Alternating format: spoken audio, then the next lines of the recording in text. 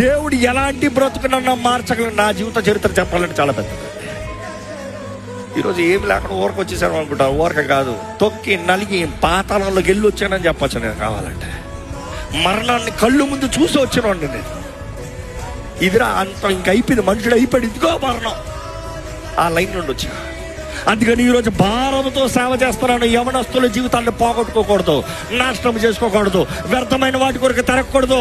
నీ జీవితం దేవుడి చేతిలో పెట్టుకుంటే నిన్ను విలువైన వాడిగా చేస్తాడు దేవుడు. ఈరోజు నా వయసు కేవలం 40. అంటే I'm in my 40. I didn't finish my 40. I'm in my 40. I started young. 11 సంవత్సరాలు వెనకాలన్నా సేవలు. 11 సంవత్సరాలు సేవకుడికి లెక్కప్ప చెబుతూ తొక్కబడ్డా. Never a limelight or highlight.